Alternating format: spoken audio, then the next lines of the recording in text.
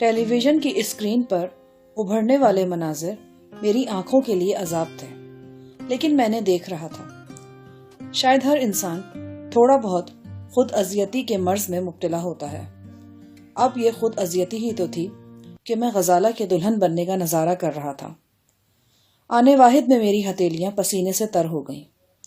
غزالہ زرد کپڑے پہنے سہیلیوں کے درمیان سکڑی سمٹی بیٹھی تھی۔ اسے مہندی لگائی جا رہی تھی۔ زرد کپڑوں کی طرح اس کا رنگ بھی زرد ہو رہا تھا۔ ریشمی بالوں کی ایک لٹ اس کے چہرے پر جھول رہی تھی۔ اس کا چہرہ پتھر کی طرح سپاٹ تھا۔ کوئی تاثر نہیں تھا اس کے چہرے پر، نہ غم، نہ خوشی، نہ آس، نہ مایوسی، نہ شوق، نہ گریز۔ اس چہرے سے جیسے کسی نے زندگی نچوڑ دی تھی۔ پھر بھی وہ خوبصورت نظر آ رہی تھی۔ سہیلیاں اس سے اٹکھیلیاں کر رہی تھیں۔ وہ کبھی کبھی مسکراتی تھی، لیکن یوں جیسے دل پر ہزار ستم توڑ رہی ہو۔ مہندی کی یہ سادی سی تقریب جلدی ختم ہو گئی۔ پھر شادی کے دن کی فلم چلنے لگی۔ وہ چہرہ کسی دوسرے کے لیے سجایا جا رہا تھا جو بچپن سے میرے دل کا داغ تھا۔ ان آنکھوں میں کاجل لگایا جا رہا تھا جن کے خوابوں سے میری نیندیں سجی رہتی تھیں۔ وہ رخسار، وہ ہونٹ، وہ گیسو اور وہ ہاتھ جو میری امانت تھے آج کسی اور کے حوالے کیے جا رہے تھے۔ وہ لوگوں کے جھرمٹ میں تھی، مجھ سے بے حد دور۔ آج میرے اور اس کے درمیان ایک ایسی لکیر کھینچی جانے والی تھی جسے کوئی عبور نہیں کر سکتا تھا۔ میرا دل چاہا کہ وقت کو یہاں روک لوں، لمحوں کی تنابیں کھینچ کر گردش ایام کو قیامت تک کے لیے یہاں جامد کر دوں۔ میں ایسا کر سکتا تھا، لیکن صرف ٹی وی کی اسکرین پر اسٹل کا بٹن دبا کر میں فلم کو آگے بڑھنے سے روک سکتا تھا۔ لیکن کاتب تقدیر نے جو فلم چلا دی تھی، اسے روکنا یا ریوائنڈ کرنا میرے بس میں نہیں تھا۔ دنیا بھر کا سرمایہ، اختیار اور طاقت استعمال کر لی جاتی، لیکن جو وقت گزر چکا تھا وہ گزر چکا تھا۔ پھر بارات کی آمد ہوئی۔ میں نے درمیانے قد کے اس خوش رو شخص کو دیکھا جس سے غزالہ کی زندگی وابستہ ہونے والی تھی۔ وہ سرخ و سفید چہرے کا مالک 30-32 سالہ شخص تھا۔ آنکھوں سے ذہانت اور سنجیدگی جھانکتی تھی۔ وہ سنہری شیروانی پر اونچے شملے کی پگڑی باندھے ہوا تھا۔ اسے ایک نفیس جواں سال دلہا کہا جا سکتا تھا۔ میرے سامنے ہی ایجاب و قبول اور نکاح کی رسم ادا ہوئی۔ غزالہ کے حنائی ہاتھ نے نکاح کے فارم پر دستخط کیے اور مبارکباد کا شور بلند ہوا۔ پھر میرے سامنے ہی رخصتی کا منظر اپنی پوری حشر سمانی کے ساتھ جلوہ گر ہوا۔ وہ ایک نئی زندگی شروع کرنے کے لیے پرانی زندگی کو الوداع کہہ رہی تھی۔ ایک پورا دور تھا جو وہ اس آنگن میں چھوڑے جا رہی تھی۔ بچپن کی شرارتیں، لڑکپن کی امیدیں، جوانی کے سپنے اور ایک بدنصیب محبت کی یادیں۔ غزالہ جیسی پڑھی لکھی نئی روشنی کی لڑکیاں ایسے موقعوں پر زیادہ روتی دھوتی نہیں، لیکن میں نے دیکھا کہ غزالہ اپنی ماں سے لپٹ کر بہت دیر تک آنسو بہاتی رہی۔ شاید اس کی آنکھوں سے بہنے والے آنسوؤں میں کچھ آنسو میرے حصے کے بھی تھے جو وہ آج ہی بہا کر ختم کر دینا چاہتی تھی۔ ایک مختصر وقفے کے بعد جب غزالہ کے حجلہ عروسی کا منظر میری نگاہوں کے سامنے آیا اور میں نے ان پھولوں کو دیکھا جو میری خاموش محبت کی تربت پر سجائے گئے تھے، تو میں اپنی آنکھیں کھلی نہ رکھ سکا۔ ہاتھ آگے بڑھا کر میں نے ٹی وی کا سوئچ آف کر دیا۔ اگلے روز الگ صبح ہم لاہور روانہ ہو گئے۔ یہ سفر ہم نے پہلے کی طرح بس پر کیا، اور جب کھٹارا بس نے جگہ جگہ رک کر اور ہر اسٹاپ سے سواریاں اٹھا کر ہمارا ناک میں دم کیا، تو زری گل نے ایک بار پھر کنجوس فرنگیوں کی شان میں قصیدے پڑھنے شروع کر دیے۔ ہماری واپسی وسیع و عریض مشتبہ پیلس میں ہوئی۔ یہاں بوٹا سنگھ بے قراری سے ہمارا انتظار کر رہا تھا۔ ڈبگری بازار کے خستہ حال مکان میں کئی روز گزارنے کے بعد مشتبہ پیلس کا پرسکون اور آرام دہ ماحول اچھا لگا، لیکن میں جانتا تھا کہ یہ آرام و سکون صرف ایک دن کے لیے ہے۔ کل مجھے پھر سفر پر روانہ ہو جانا تھا۔ مشتبہ کنور اور مسٹر جی کلارک ہوائی جہاز کے ذریعے ہم سے پہلے لاہور پہنچ چکے تھے۔ حسب توقع شام کے فوراً بعد مشتبہ کنور نے مجھے اپنے پاس بلا لیا۔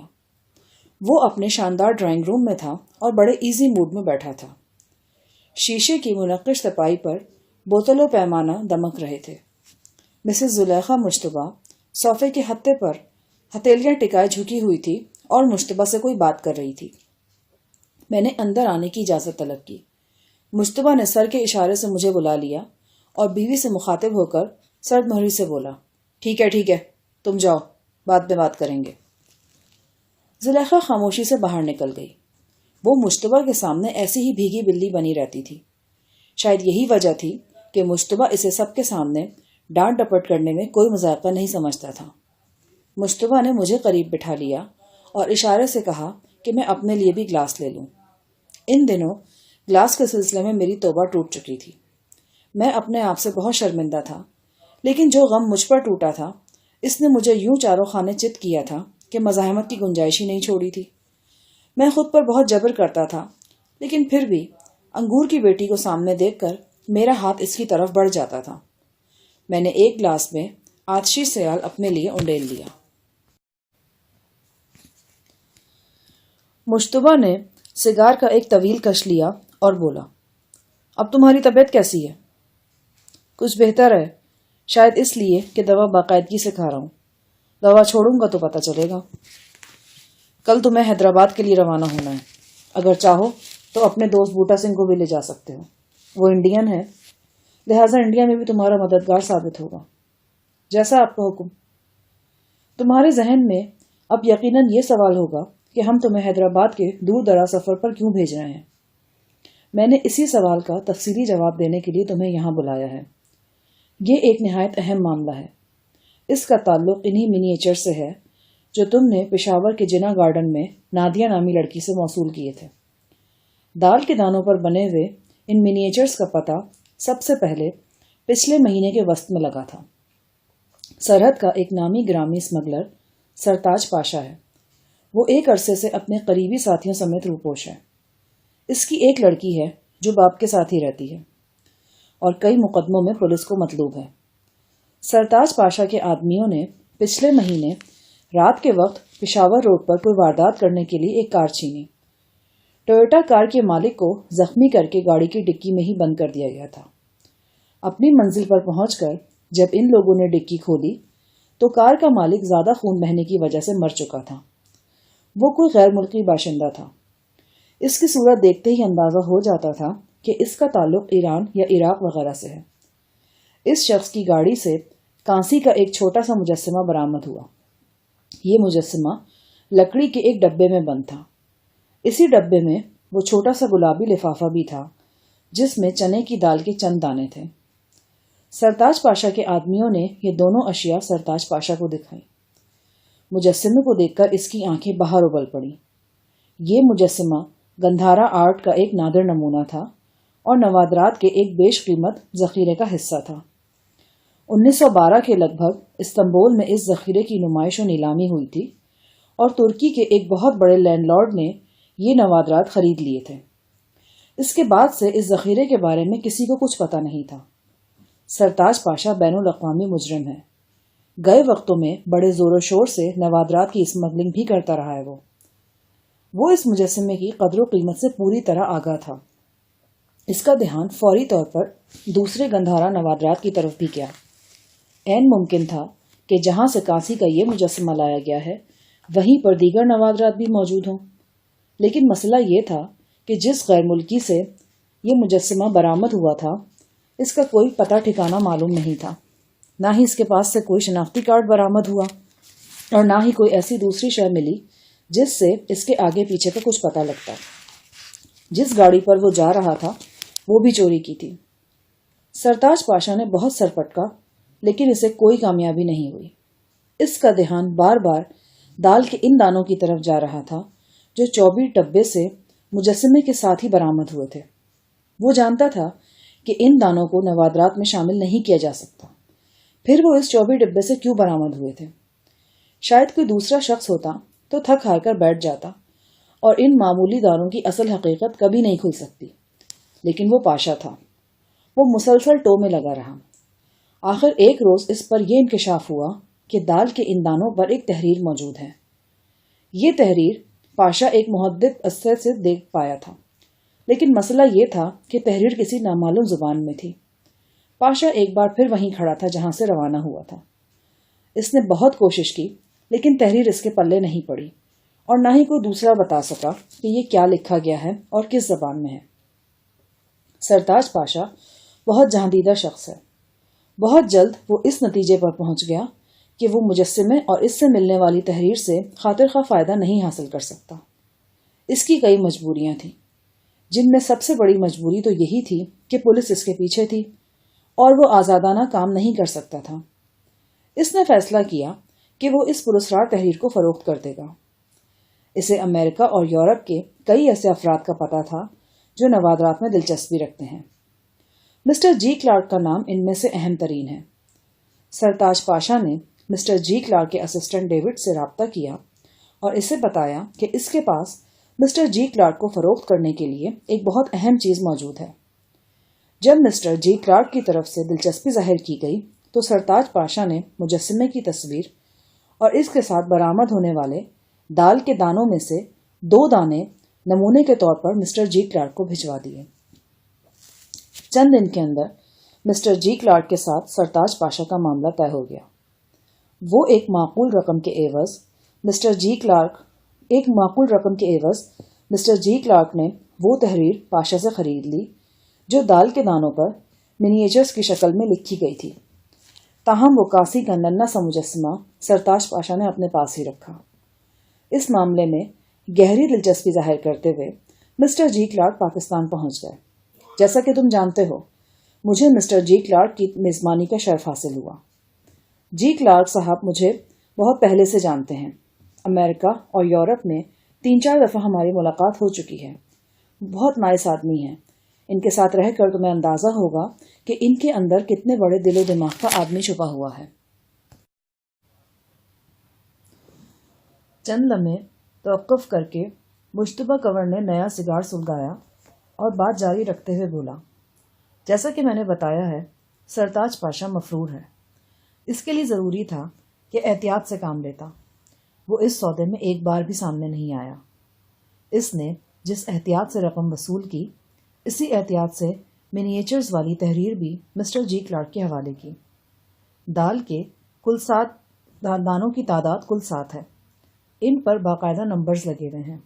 2 دانے تو سرتاج پاشا پہلے ہی نمونے کے طور پر جی کلارک صاحب کو بھیج چکا تھا۔ باقی کے 5 دانے تم نے جنا گارڈن میں جا کر وصول کیے۔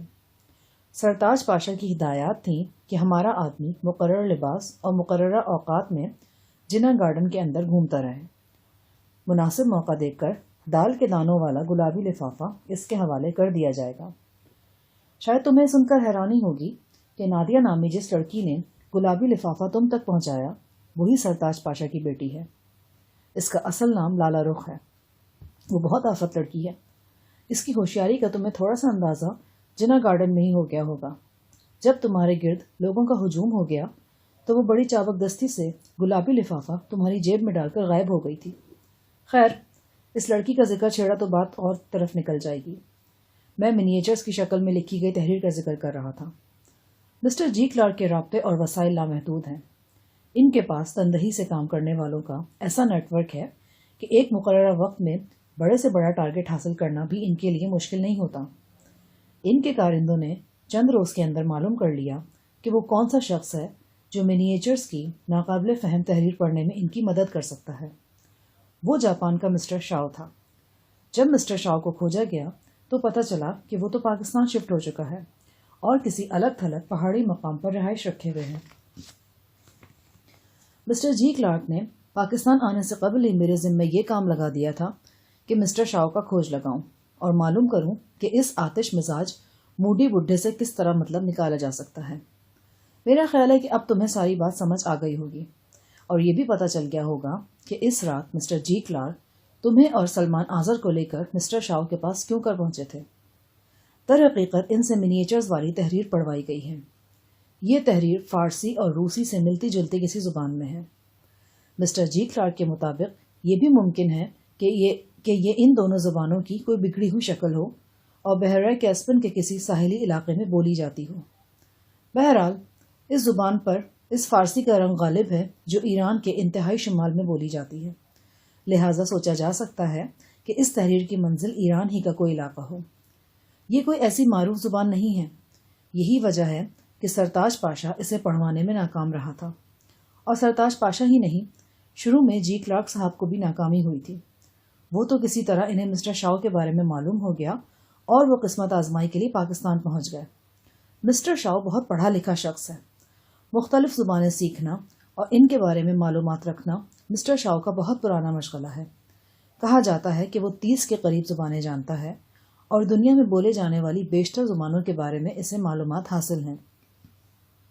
میں نے کہا، مسٹر شاؤ واقعی ذہین شخص نظر آتے ہیں. جب وہ منیچرز والی تحریر پڑھ رہے تھے میں نے انہیں دیکھا تھا. 2-3 منٹ کے اندر انہوں نے تمام الفاظ کا ترجمہ کر کے کاغذ پر لکھ دیا تھا.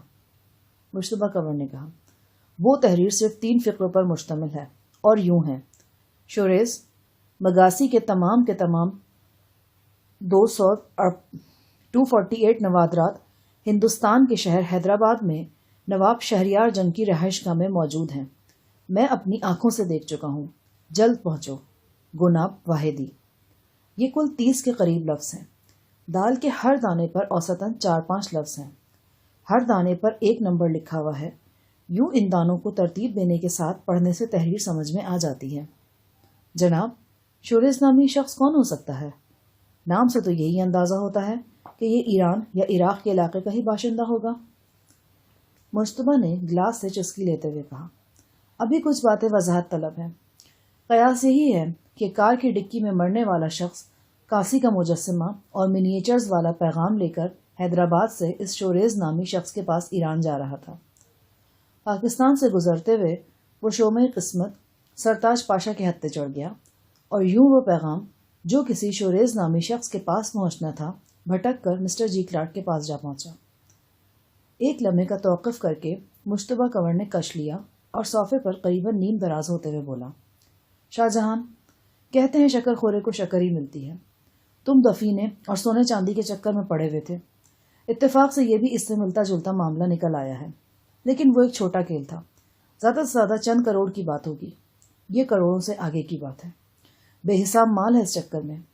نوادرات کے شوقینوں کے لیے مگاسی کے نوادر ایک جانا پہچانا نام ہے. میں تمہیں ایک چھوٹی سی مثال دیتا ہوں. اس ذخیرے میں تانبے کی ایک منقر سراہی ہے جس کے ساتھ تانبے کا ہی ایک گلاس زنجیر کے ذریعے منسلک ہے.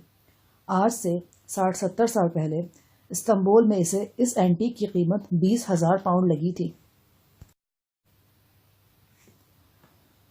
اس موضوع پر میرے اور مشتبہ کنور کے درمیان تادیر گفتگو ہوئی. اس گفتگو کے دوران یہ بھی واضح ہو گیا کہ مشتبہ کنور مجھ سے کیا کام لینا چاہ رہا ہے. مسٹر جی کلارک جلد از جلد حیدرآباد پہنچنا چاہ رہے تھے، لیکن ان کی روانگی سے قبل مجھے ہر اول دستے کے طور پر وہاں بھیجا جا رہا تھا. میرے ذمہ یہ کام تھا کہ نواب شہریار جنگ کا پورا ڈیٹا معلوم کروں. اس شخص کے مزاج، حلقہ احباب، کاروبار اور دیگر مصروفیات کے بارے میں کم سے کم وقت میں جتنی بھی زیادہ سے زیادہ معلومات مل سکے حاصل کروں اور 1 ہفتے کے اندر اندر رپورٹ دوں. میں نے سوچا کہ اس کام کے لیے مشتبہ کنور بدنام زمانہ شنکر شکرا یا اس کے کسی ساتھی کو بھی استعمال کر سکتا تھا. وہ لوگ اس لحاظ سے زیادہ موزوں تھے کہ بھارت ہی کے رہنے والے تھے اور انہیں اپنے کام کے سلسلے میں آسانیاں مہیا ہو سکتی تھیں. غالباً مشتبہ نے شنکر یا اس کے کسی ساتھی کو اس لیے زحمت نہیں دی کہ عیسیٰ جان والے واقعے کے بعد وہ قادر زمان اور شنکر وغیرہ کی طرف سے کچھ محتاط ہو چکا تھا. اسے اچھی طرح معلوم تھا کہ قادر زمان، عیسیٰ اور شنکر کا آپس میں گہرا تعلق ہے. جس طرح قادر زمان نے گلنار کالونی والے واقعے میں عیسیٰ جان کو ڈھیل دینے کی کوشش کی تھی، اسی طرح شنکر کی وفاداری بھی کسی بھی موقع پر ڈانو ڈول ہو سکتی تھی. جیسا کہ آنے والے دنوں میں معلوم ہوا، عیسیٰ جان والے واقعے نے مشتبہ کنور اور قادر زمان اور شنکر کے تعلقات میں پہلے جیسی گرم جوشی باقی نہیں رہنے دی تھی. ویسے بھی عیسیٰ جان والا واقعہ اتنا شرمناک ثابت ہوا تھا کہ کوئی باہوش سیاستدان کسی بھی حیثیت سے اس میں ملوث ہونے کا خطرہ نہیں مول لے سکتا تھا. مغویہ ایروسٹس نے لرزہ خیز بیانات دیے تھے. ان بیانات کے مطابق عیسیٰ جان اور اس کے ساتھی ان کے ساتھ نہ صرف بدترین سلوک کرتے رہے تھے بلکہ اس سلوک کی رنگین تصاویر بھی کھینچا کرتے تھے. ایک ماہر انگریز فوٹوگرافر اسی کام کے لیے یہاں آیا ہوا تھا. اس کے علاوہ بھی بہت سے دل دہلا دینے والے انکشافات تھے جو ان لڑکیوں نے کیے تھے. اس کیس کی سماعت ابھی جاری تھی۔ میرے اور بوٹا سنگھ کے تمام کاغذات تیار تھے۔ ہمیں فرضی ناؤں سے سفر کرنا تھا۔ ہمارے پاسپورٹوں پر ویزے لگ چکے تھے۔ فورن ایکسچینج کا اندراج ہو چکا تھا۔ لاہور سے دہلی تک کے ہوائی ٹکٹ بھی کنفرم تھے۔ کسی وجہ سے سابقہ پروگرام منسوخ کر دیا گیا تھا۔ اب ہمیں بذریعہ سڑک اٹاری بارڈر سے بھارت میں داخل ہونے کے بجائے بائی ایئر لاہور سے دہلی جانا تھا۔ دہلی سے آگے میں اپنا لاہ عمل تیار کرنے کے لیے آزاد تھا۔ مشتبہ یا مسٹر جی کلارک کی طرف سے مجھ پر کسی بھی قسم کی پابندی نہیں لگائی گئی تھی اور نہ ہی ہدایت جاری کی گئی تھی۔ یہ ایک طرح سے میری ذات پر اعتماد کا اظہار تھا۔ حیدرآباد روانگی سے پہلے میں ایک مرتبہ شفتہ سے ملنا چاہتا تھا۔ جو ہی مشتبہ کور نے مجھے فارغ کیا، میں نے گیراج سے وہی دیو ہیکل BMW موٹر سائیکل نکالی جو پشاور جانے سے پہلے میرے زیر استعمال رہی تھی۔ میں پینٹ قمیض میں تھا، قمیض پر جیکٹ اور سر پر فل ہیلمٹ تھا۔ رات کے 9 بج چکے تھے۔ ہوا میں خنکی تھی۔ میں مشتبہ پیلس سے نکلا اور کشادہ سڑکوں پر دندناتا ہوا گلبرگ کی طرف روانہ ہو گیا۔ ساہی صاحب کی کوٹھی اسی علاقے میں تھی۔ جب میں فیروز پور روڈ سے گزر رہا تھا تو ایک ٹریفک سارجنٹ نے باقاعدہ مجھے سلام کیا۔ غالباً وہ مشتبہ پیلس کی اس شاندار چمکتی دمکتی موٹر سائیکل کو پہچانتا تھا۔ نہر کے کنارے سے شارٹ کٹ لگا کر میں تھوڑی ہی دیر میں رجال ساہی صاحب کی رہائش گاہ پر پہنچ گیا۔ رہائش گاہ کے پہلو سے گزرتے ہوئے ایک پرانا زخم اچانک تازہ ہو گیا۔ یہی نیم تاریک سڑک تھی جہاں سے ایک مرتبہ غزالہ مجھے نیلی اسٹیشن ویگن میں ڈال کر لے گئی تھی اور کئی روز مری کے ایک کاٹیج میں ہم دونوں اکیلے رہے تھے۔ میرا دل نرم کرنے کی غالباً وہ آخری کوششیں تھیں جو غزالہ نے کی تھیں۔ میں نے گیٹ پر موجود چوکیدار کے ذریعے اپنی آمد کی اطلاع اندر پہنچائی۔ تھوڑی ہی دیر بعد میں نشست گاہ میں فریال کے سامنے بیٹھا تھا۔ میری آمد پر فریال کی آنکھوں سے خوشی چھلکنے لگی تھی۔ غالباً وہ یہی سمجھی تھی کہ میں اس سے ملنے آیا ہوں۔ میں نے اس کی یہ خوش فہمی برقرار رہنے دی، تاہم باتوں باتوں میں یہ بھی دریافت کر لیا کہ ساہی صاحب کہاں ہیں اور اگر میں شفتہ اور انجم سے ملنا چاہوں تو اس کا کیا طریقہ ہے۔ فریال نے صاحب گوئی سے کہا، شفتہ اور انجم سے تو آپ کو پاپا ہی ملا سکتے ہیں۔ آپ جانتے ہی ہیں ان کے سوا کسی کو کچھ نہیں پتا کہ وہ کہاں ہیں۔ پاپا مجھ سے کچھ بھی نہیں چھپاتے، لیکن اس سلسلے میں انہوں نے مجھے بھی بے خبر رکھا ہوا ہے۔ ممی کی طبیعت ان دونوں کو سنبھلی ہوئی ہے۔ پاپا نے لے کر کراچی گئے ہیں۔ وہاں انہوں نے ایک شادی میں شرکت کرنی ہے۔ وہ کل شام تک آ جائیں گے۔ میں دل محسوس کر کے رہ گیا۔ وہ کل شام آ بھی جاتے تو کیا فائدہ تھا؟ لاہور سے دوپہر 3 بجے ہماری فلائٹ تھی۔ میرے چہرے پر فریال نے مایوسی دیکھی تو فوراً بولی، کیا بات ہے؟ آپ کا چہرہ ایک دم بجھ سا گیا ہے۔ نہیں، ایسی تو کوئی بات نہیں۔ وہ کچھ دیر تیز نظروں سے مجھے دیکھتی رہی۔ مایوسی کی کیا بات ہے؟ شفتہ سے ہی ملنا ہے نا؟ جہاں اتنا انتظار کیا وہاں ایک آدھ دن مزید کر لیں۔ کہیں ایسا تو نہیں کہ آپ کہیں جا رہے ہیں؟ نہیں، میں نے فوراً زور و شور سے تردید کی۔